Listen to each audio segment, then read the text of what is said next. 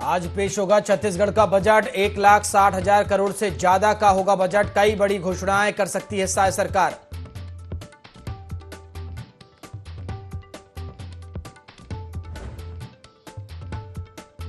सीहोर स्थित कुबेरेश्वर धाम जाएंगे CM doctor Mohan Yadav. Shiv Mahapuran कथा में होंगे शामिल। अन्य कार्यक्रमों में भी करेंगे शिरकत।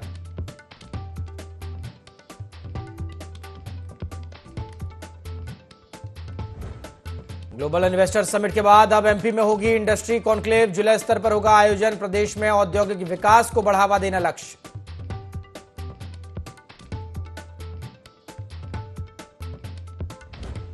छत्तीसगढ़ में लगातार एक्शन में ईडी। फिर ईडी दफ्तर में पेश होंगे मलकीत सिंह गेदू। सुकमा और कोंटा कांग्रेस भवन को लेकर होगी पूछताछ।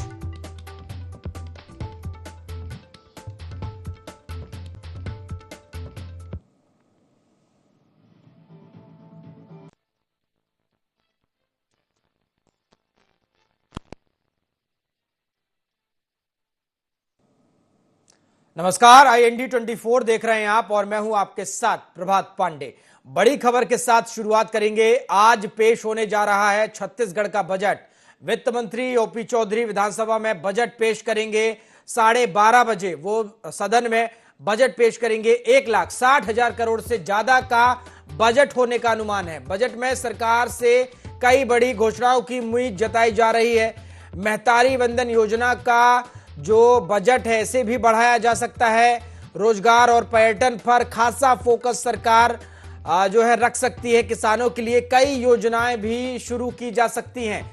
युवाओं की स्किल पर खासा फोकस रहेगा। पिछले वर्ष 1,47,446 करोड़ का बजट पेश किया गया था और इस बार इससे ज्यादा का बजट पेश किया जाएगा। 1,60,000 करोड़ रुपए जो बजट है इसका अनुमान लगाया जा रहा है। 1,60,000 करोड़ का बजट वित्त मंत्री ओपी चौधरी पेश कर सकते हैं। तो छत्तीसगढ़ की जनता को क्या कुछ मिलेगा ये तो कुछ देर के बाद ही पता चलेगा, जब वित्त मंत्री ओपी चौधरी बजट पेश करेंगे, सदन में बजट को रखेंगे तो देखना होगा किस वर्ग को क्या कुछ मिलता है। लेकिन सरकार का यही कहना है कि ये जो बजट है ये जनकल्याणकारी होने वाला है और बजट में खासे जो फोकस है वो इस बार युवाओं, किसान, महिलाओं पर रखा गया है और सभी को ध्यान में रखते हुए जो बजट है बनाया गया है। जब बजट आएगा तो देखने वाली बात होगी किस वर्ग को क्या मिला है और कौन सी नई घोषणाएं जो है सरकार करेगी।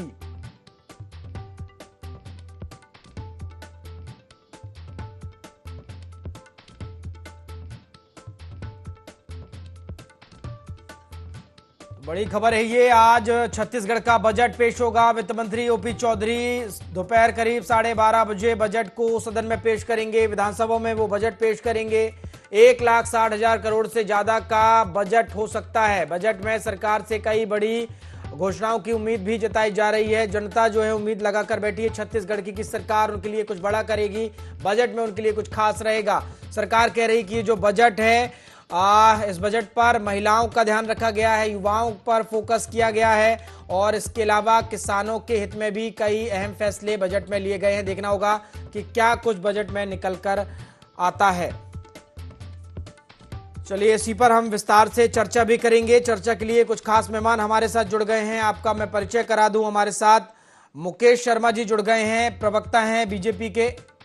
साथ ही साथ अभय नारायण जी भी जुड़ गए हैं, प्रवक्ता हैं कांग्रेस के। आप दोनों मेहमानों का स्वागत है चर्चा में। और चर्चा की शुरुआत मुकेश शर्मा जी आपके साथ ही कर रहा हूं। छत्तीसगढ़ का आज बजट पेश होने जा रहा है और अगर बात करें छत्तीसगढ़ सरकार की, शायद सरकार की, तो उनके कार्यकाल का ये दूसरा बजट होगा और जनता ने बड़ी उम्मीदें लगाकर बैठी है। छत्तीसगढ़ की जनता, क्या मिलने जा रहा है जनता को? देखिए, निश्चित रूप से छत्तीसगढ़ के स्थापना के बाद ये रजत जयंती वर्ष है। 25 साल पूरे होने वाले हैं और ये बजट का आकार भी लगभग 30 गुना बढ़ा हुआ दिखेगा आपको। और सरकार की प्राथमिकता ही रहेगी कि कैसे इस बजट के अंदर में युवाओं का हो, महिलाओं का हो, किसानों का हो, उन सबका सशक्तिकरण में और क्या काम किया जा सकता है। वैसे भी सरकार ने अपने घोषणा पत्र में महिलाओं को आर्थिक रूप से सशक्त बनाने की दिशा में काम किया था और जैसी हमारी सरकार आई है हमने महतारी वंदन के माध्यम से महिलाओं को 1,000 रुपये प्रति माह देकर आर्थिक रूप से सशक्त करने का काम किया और उसको और आगे बढ़ाने के दिशा में सरकार सोच रही है कि ऐसे कुछ बहनें जो महतारी वंदन का लाभ लेने से चूक गई हैं, अभी उनको लाभ नहीं मिल पाया है, ऐसी बहनों को भी उस महतारी वंदन के दायरे में लाने का काम सरकार करेगी। और शहरी क्षेत्र के अंदर में इंफ्रास्ट्रक्चर को लेके भी सरकार पूरी तरीके से गंभीर है। कैसे जो प्रमुख हमारे शहर हैं उनके इंफ्रास्ट्रक्चर को लेके सरकार काम करने की दिशा में आगे बढ़ रही है। और सरकार का पूरा फोकस जो है कि किस प्रकार से हम किसानों को और अधिक समृद्ध करें, ताकि छत्तीसगढ़ के किसानों पहले भी किसानों को जो धान का बोनस की राशि मिल रही है उससे तो किसानों को आर्थिक रूप से सक्षम हुए हैं। इसके अलावा और कौन सी ऐसी स्कीम लाया जाए जिनसे किसानों को लाभ दिया जा सके, इस क्षेत्र में भी सरकार बहुत गंभीरता से सोच रही है। और मेरा मानना है कि निश्चित रूप से किसानों के लिए भी कोई न कोई नई योजना इस बजट में सरकार लेके आने वाली है। ठीक है अभय जी, आपका रुख कर रहा हूं। सरकार कह रही है कि इस बजट के माध्यम से सभी वर्गों का ध्यान रखा जाएगा। जब ये बजट सामने आएगा तो देखना होगा किसे क्या मिल रहा है, लेकिन विपक्ष को क्या उम्मीदें हैं बजट से? निश्चित रूप से 12:30 बजे छत्तीसगढ़ के वित्त मंत्री ओपी चौधरी जी अपना दूसरा बजट पेश करेंगे। और अभी मुकेश शर्मा जी ने कहा, हमारे प्रवक्ता साथी ने, 25 साल छत्तीसगढ़ बने हो गए और ये 25वां बजट है। तो निश्चित रूप से इस 25 सालों की जो यात्रा यहाँ तक पहुंची है, 4,000 करोड़ से 1,60,000 करोड़ का बजट होने जा रहा है, तो इससे उम्मीदें तो जनता को बढ़ती हैं। और छत्तीसगढ़ जो खनिज आधारित प्रदेश है, छत्तीसगढ़ जिसकी अपनी पूरी आपूर्ति, अगर खनिज संसाधन का उपयोग हम पूरे मनोयोग से करें और इसमें केंद्र सरकार के द्वारा जिस तरह से लूट की जाती है कि खनिज हमारा, जमीन हमारी, प्रदूषण और धूल हमारा, लेकिन हिस्सा हमको कम मिलता है, रॉयल्टी हमको कम मिलती है। अगर इस पर अगर फोकस करें हम कि हमारा हिस्सा बढ़ाया जाए तो निश्चित रूप से हम कहते हैं बजट अच्छा होने की हम उम्मीद करते हैं कि रॉयल्टी को लेकर कोई बात की जाएगी। बिजली उत्पादन को अगर आपने, तो छत्तीसगढ़ के बिजली से हिंदुस्तान के अनेक प्रदेश जगमगाते हैं। बिजली हमारे यहाँ पैदा होती है, कोयला हमारा है, पानी हमारा है, उसका प्रदूषण भी हम झेलते हैं, लेकिन बिजली के रेट हमारे यहाँ अन्य प्रदेशों से ज्यादा है। तो हम उम्मीद करेंगे कि आज बिजली को लेकर कोई बड़ी घोषणा वित्त मंत्री जी करें। रोजगार की जहां तक बात है, छत्तीसगढ़ बनने के बाद 15 साल की रमन सिंह की सरकार है, अभी फिर विष्णुदेव साय सरकार है, कोई ऐसी बड़ा उद्योग नीति यहाँ पे आए जिससे बड़े उद्योग आए, उनके लिए हम इंफ्रास्ट्रक्चर डेवलप करें जिससे हमको सीधे रोजगार मिले। पॉल्यूशन के बड़े उद्योग आते हैं, पॉल्यूटेड होने का काम यहाँ होता है, लेकिन रोजगार बढ़े और बाहरी लोग को कम रोजगार मिले और हमारे छत्तीसगढ़ के जो ITI किए लोग हैं, जो इंजीनियरिंग किए लोग हैं, जो पढ़े लिखे छत्तीसगढ़ के लोग हैं, उन बेरोजगारों का अगर वहाँ ऐसी कोई योजना आए, ऐसी कोई घोषणा हो कि कोई इंडस्ट्री यहाँ बड़ी लाने की योजना छत्तीसगढ़ सरकार बना रही है, तो युवाओं को भी लाभ मिलेगा। वैसी शिक्षा हब आज हम देख रहे हैं कि छत्तीसगढ़ में भिलाई हो, बिलासपुर हो, एक बहुत बड़ा शिक्षा हब बन गया है। लाइब्रेरी की बात होती है तो हम चाहेंगे कि जसपुर और बस्तर में भी कोई लाइब्रेरी की घोषणा होनी चाहिए कि वहां के नौजवानों को रायपुर, बिलासपुर या भिलाई आकर रहकर पढ़ना ना पड़े, उनको अपनी जगह अपने घर में ही रहकर अगर उनको उच्च शिक्षा का प्रबंध हो जाए। कोचिंग सेंटरों का जो माया जाल, प्राइवेट कोचिंग सेंटरों का जो माया जाल छत्तीसगढ़ में फैला हुआ है, जो मायावी हो चुके हैं, जो PSC के परीक्षा को भी प्रभावित करते हैं, उससे मुक्ति मिले और सरकारी कोई घोषणा हो उन प्रतियोगी परीक्षाओं के लिए, उनको हॉस्टल मिले, उनको लाइब्रेरी मिले, उनके लिए कोचिंग इंस्टीट्यूट, जितने विश्वविद्यालय हैं उनको जरूर दबाव बनाना चाहिए कि कोचिंग इंस्टीट्यूट विश्वविद्यालयों को चलाना चाहिए। आज विश्वविद्यालय केवल फीस लेना और परीक्षा लेने के सेंटर बन गए हैं, उसके बजाय कोई ऐसा काम करें जिससे प्रतियोगी परीक्षाओं में युवाओं को, अपने विद्यार्थियों को क्या सुविधा दे सकते हैं। महिलाओं पे फोकस होना चाहिए। हमारे बिलासपुर से, मैं हूँ, बिलासपुर में बैठा हूँ, आपसे जुड़ा हुआ हूं बिलासपुर से, तो यहाँ पर एयरपोर्ट को लेकर एक लंबी लड़ाई नागरिक संघर्ष समिति कर रही है। हम चाहेंगे कि फोर्सिंग लाइसेंस के लिए नाइट लैंडिंग की जो सुविधा है उसको एक बड़ा बजट बिलासपुर को हो, ताकि एयर से अगर बिलासपुर जुड़ेगा तो औद्योगिक घराने आएंगे, मेडिकल की सुविधाएं लोगों की बढ़ेगी, जो विद्यार्थी पढ़ने लिखने जाते हैं उनको आवागमन का साधन उपलब्ध होगा। अपेक्षाएं तो बहुत हैं, लेकिन एक जो चिंता का विषय है इस बजट को, चिंता कितनी दूर होगी। एक साल की सरकार ने 50,000 करोड़ से ऊपर कर्ज एक साल में ही ले लिया है अपनी योजनाओं की पूर्ति करने के लिए, चाहे किसान गारंटी की बात करें चाहे महतारी बंधन गारंटी की बात करें। तो आखिर ये जो कर्ज लेने का सिलसिला है वो कब रुकेगा? हम आत्मनिर्भर कैसे होंगे? आईएएस हैं, ओपी चौधरी जी से लोगों की बहुत उम्मीदें रहती हैं, लेकिन जिस तरह केंद्र का हस्तक्षेप और जिस तरह औद्योगिक घरानों की मित्रता निभाने का काम ये सरकार कर रही है, उससे ऐसा लगता नहीं कि उससे मुक्त होने का प्रयास करेंगे। अगर बजट में मुक्त होते दिखेंगे कि अडानी और अंबानी का प्रभाव नहीं पड़ रहा है, केंद्र सरकार का दबाव खनिज नीति में नहीं पड़ रहा है, तो निश्चित रूप से छत्तीसगढ़ का बजट होगा, छत्तीसगढ़ के युवाओं का बजट होगा, छोटे व्यापारियों का बजट होना चाहिए। छोटे उद्योग धंधे में जो जीएसटी की मार, जीएसटी के नाम पे जो इंस्पेक्टरगिरी चलाई जा रही है, इंस्पेक्टर आज समाप्त होने की बात की जाती थी, एक देश एक टैक्स की बात होता था, लेकिन आज छोटे व्यापारी जीएसटी के से, जिसको राहुल जी ने तो गब्बर टैक्स कहा था, आज वो निश्चित रूप से छोटे व्यापारियों को उससे क्या राहत देंगे, ये सब चीज दिखाई देगी। और अनुपूरक बजट पहले आ गया है। मैंने पहली बार देखा कि बजट के पहले अनुपूरक बजट आ जाता है। बजट के पहले कैबिनेट में आप कार्यनीति होते तो जाती है। बिल्कुल, कुल मिला के देखा जाए अभय जी तो तमाम मुद्दे हैं जहां पर नई चीजें शुरू करने की जरूरत है और जो चल रही हैं उन्हें पहले से बेहतर करने की जरूरत है। और तमाम जो आपने सवाल किए हैं उस पर मैं मुकेश जी से जवाब भी लूंगा। आज छत्तीसगढ़ का बजट पेश होने जा रहा है और इसी पर हम चर्चा भी कर रहे हैं। साय सरकार के कार्यकाल का ये दूसरा बजट होगा।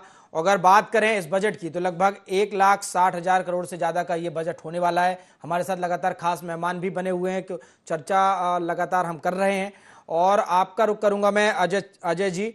लगातार बजट पर चर्चा हो रही है और छत्तीसगढ़ की जनता जो है वो उम्मीद लगाए बैठी है कि इस बार जो सरकार है वो जनता को राहत देगी, कुछ बड़ी घोषणाएं सभी वर्गों के लिए सरकार करेगी। और जो बजट है पिछली बार 1,47,000 करोड़ का बजट रहा, इस बार उम्मीद है कि 1,60,000 करोड़ से ज्यादा का ये बजट होगा।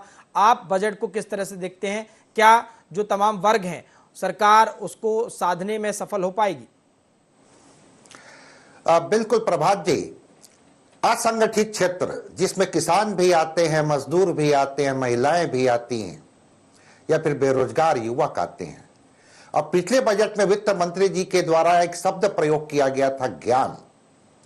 अब ज्ञान में ये चारों समाहित थे। इसके अलावा 10 पिलर की बात किए थे। तो आज वो कितना अचीव हुआ, जब समायोजन होगा बजट का तो क्लियर हो जाएगा। लेकिन पिछले साल 1,25,900 करोड़ जो राजस्व प्राप्तियों का टारगेट था, इसमें 68,400 करोड़ राज्य के स्वयं के राजस्व से, और इसमें था जैसे राज्य जीएसटी 17,446 रुपया, राज्य एक्साइज 11,000 करोड़ रुपया, सेल टैक्स और वेट 9,960 करोड़ रुपया, बिजली पर टैक्स और शुल्क 5,000 करोड़ रुपया, वाहन कर 22,000 करोड़ रुपया और भू राजस्व पे 1,200 करोड़ रुपया।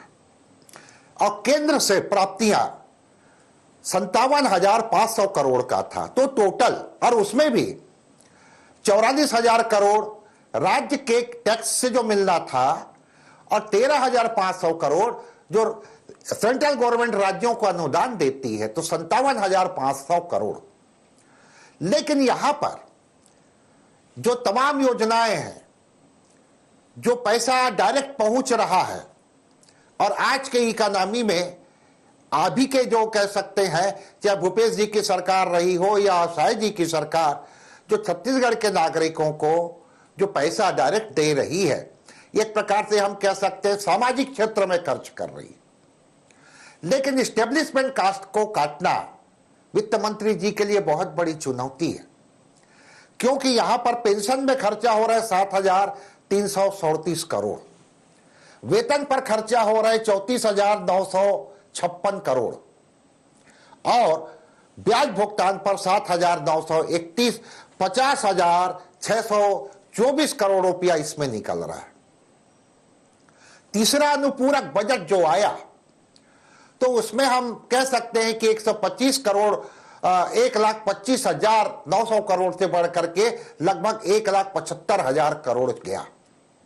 हो सकता है हमारा सर्विस सेक्टर, वित्त मंत्री जी अपने बजट भाषण में रखेंगे, सर्विस सेक्टर हमारा और उम्मीद से अच्छा काम किया जी, या फिर मैन्युफैक्चरिंग मतलब इंडस्ट्री वो अच्छा किया हो। तो लेकिन प्रति व्यक्ति आय में भी वृद्धि दिखाई दे रही, लेकिन प्रति व्यक्ति आय में सालाना 13,948 करोड़ रुपया, महीने के हिसाब से देखें प्रभात जी तो यह बनता है 1,162 रुपया और प्रतिदिन के हिसाब से देखें तो 38 रुपया 74 पैसा। तो यह सकारात्मक संकेत हैं। लेकिन यहां पर जो अभय नारायण जी कह रहे थे जी, और मुकेश जी भी बहुत ही जागरूक प्रवक्ता है, जो लोन है और लोन का रीपेमेंट है, कह सकते हैं हमारा ग्रोथ कितना होता है और हमारा राजकोषीय घाटा कितना होता है, और जीएसडीपी भी दो प्रकार का होता है, एक है स्थिर और दूसरा है बाजार मूल्य का। तो ये जब पठन किया जाएगा सदन के पटल पर, अजय जी, अभय जी ने कर्जे की स्पष्ट बात हो की है। पाएगा। अजय जी, कर्जे की बात की जा रही है और जब हमने देखा कि कर्जे का जब भी मुद्दा उठता है तो सरकार ने यह भी कहा कि जनता के कल्याण के लिए अगर कर्जा लेना पड़ता है तो वो भी लिया जाता है। क्या आपको लग रहा है कि बढ़ता कर्ज सरकार पर दबाव डाल रहा है या सरकार के लिए बड़ी चुनौती है, क्योंकि तमाम जो योजनाएं चलाई जा रही हैं उससे भी कहीं ना कहीं सरकार पर एक तरीके से देखा जाए तो बोझ पड़ता है?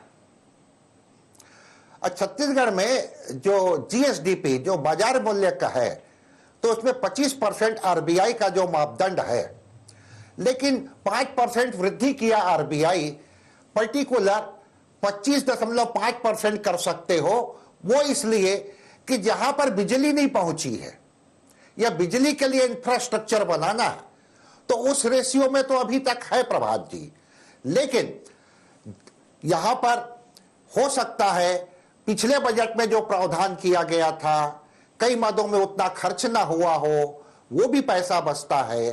तो अर्थशास्त्र एक ऐसा, आपका सारांश मैं कहूं, यह गुरुत्वाकर्षण ग्रेविटेशन का नियम लागू होता है और कोई भी व्यक्ति अगर आड़ा तिरछा चला तो निश्चित रूप से वो नुकसान पहुंचता है।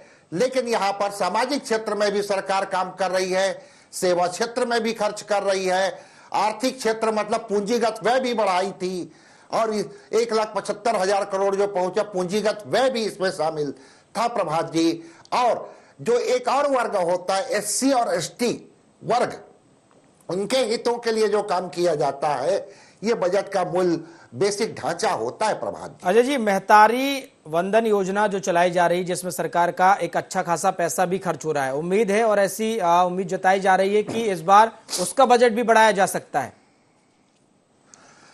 अगर गुंजाइश है, और जो राजनीति चल रही है प्रीवियस की राजनीति, वो अलग चीज है और सरकार बढ़ाती है। सरकार अपने घोषणा पत्र में वो 500 रुपए गैस सिलेंडर की भी बात, लेकिन जलवायु परिवर्तन हो रहा है प्रभात जी, और जलवायु परिवर्तन होने के कारण इरिगेशन क्षेत्र में छत्तीसगढ़ में अभी एक डाटा आया है कि कई विकास खंडों का जो अध्ययन हुआ है, ठीक है, 18% पानी की कमी हो गई है। तो अगर जल प्रबंधन के ऊपर काम किया जाता है, इसको फोकस किया जाता है और इस्टेब्लिश जो पहले से जो किसानों के लिए, ठीक है, आप देखिए प्रधानमंत्री जी 5 किलो राशन की बात करते हैं, लेकिन छत्तीसगढ़ में तो मुख्यमंत्री खाद्यान्न योजना अभय जी के भी कार्यकाल में और मुकेश जी के भी कार्यकाल में वो 34,000 करोड़ रुपए का। ठीक है अजय जी, लौटूंगा मैं, ठीक है लौटूंगा मैं। जवाब ले लेते हैं मुकेश जी, क्योंकि आप कह रहे हैं कि जो बजट है सरकार कह रही है कि ये कल्याणकारी बजट होगा, लेकिन सरकार के सामने कहीं ना कहीं चुनौतियां काफी हैं। बढ़ता कर्ज हो, बढ़ती बेरोजगारी हो, बढ़ती महंगाई हो, इससे सरकार कैसे निपटेगी? देखिए प्रभात जी, कर्ज की बात होती है, जैसे कि अभी अर्थशास्त्री, बड़े अर्थशास्त्री हैं चंद्राकर सर, उन्होंने बताया कि सीमा के अंदर है, जो लिमिट होना चाहिए उसके अंदर में है। और यदि कर्ज का उपयोग सकारात्मक दिशा में की जाती है, कि डेवलपमेंट की दिशा में की जाती है, इंफ्रास्ट्रक्चर के दिशा में की जाती है, तो ये माना जाता है कि उसका रिटर्न आने वाला है, वो कर्ज गलत कर्ज नहीं है। तो उस क्षेत्र में छत्तीसगढ़ के अंदर में भारतीय जनता पार्टी की सरकार कर्ज के मामले में बहुत ज्यादा आगे नहीं है, मान के चलिए, और लिमिट के अंदर है। और कर्ज का भी मैं बता दूं, जब 2018 में भारतीय जनता पार्टी की सरकार यहाँ से गई थी, जब कांग्रेस की सरकार आई थी, तब 46,000 करोड़ के आसपास का कर्ज था। इसके पिछले 5 सालों का आप उठा के देखेंगे तो वो कर्ज की राशि लगभग 90,000 करोड़ पहुंच गई थी। इन्हीं 5 सालों में ये कर्ज डबल हुआ है। और अभी भी कर्ज लिए गए हैं, मैं नहीं कहता कर्ज नहीं लिए गए हैं, लेकिन उस कर्ज का उपयोग कहीं ना कहीं इंफ्रास्ट्रक्चर को लेके, उस कर्ज का उपयोग नए औद्योगिक क्षेत्र को डेवलप करने के लिए यदि होता है, तो निश्चित रूप से उसका लाभ छत्तीसगढ़ की जनता को, छत्तीसगढ़ के युवाओं को मिलने वाला है। और आईटी सेक्टर को कैसे डेवलप किया जाए, इसको लेके मैंने देखा है समय समय पर स्वयं श्री ओपी चौधरी जी भी उस चीज को बड़ी गंभीरता से लेते हैं कि कैसे सुविधाएं उनको दी जाए और कैसे आईटी सेक्टर को छत्तीसगढ़ के अंदर में आकर्षित किया जाए, उसको लेके गंभीर है। और मेरा मानना है कि निश्चित रूप से इस बजट में भी आईटी सेक्टर को डेवलप करने के लिए कोई न कोई योजना आने वाली है। मुकेश जी, अगर किसी भी राज्य की जो आर्थिक स्थिति है उसमें अगर ये देखा जाए कि आय कम है, व्यय ज्यादा है, आमदनी अठन्नी खर्चा रुपया वाला जो सीन है पूरा, जो लगातार इस तरह से चीजें अगर होती हैं, तो किसी भी राज्य की आर्थिक स्थिति के लिए वो कब तक ठीक है? देखिए, सरकार की हो चाहे अजय जी बैठे हुए अर्थशास्त्री हैं, कहीं ना कहीं यदि 100 रुपया है तो 100 रुपये के अंदर में अपना एस्टेब्लिशमेंट एक्सपेंसेस कितने हैं, जो लोन लिए गए हैं उसका इंटरेस्ट कितना दिया गया है, उन सब के बाद विकास के लिए राशि कितनी खर्च की जाए, इसको लेके भी सरकार करती है। और जैसा कि मैंने आपको बताया कि छत्तीसगढ़ की स्थिति उस प्रकार से नहीं है जैसा आप बोल रहे हैं कि आमदनी अठन्नी खर्चा रुपया, ऐसी छत्तीसगढ़ की नहीं है। छत्तीसगढ़ के अंदर में लोन भी कंट्रोल में है, चीजें भी व्यवस्थित चल रही है और आगे भी व्यवस्थित चलने वाली है। और सरकार जो भारतीय जनता पार्टी का मूल योजनाओं को चलाने के लिए तो कर्ज आखिर लेना पड़ रहा है ना मुकेश जी। यदि कर्ज सकारात्मक काम के लिए लिए जाए तो कर्ज पूरा नहीं होता है। ये कोई छत्तीसगढ़ ही नहीं, देश के अंदर में अनेक राज्यों के अंदर में भी कर्ज लिए जाते हैं।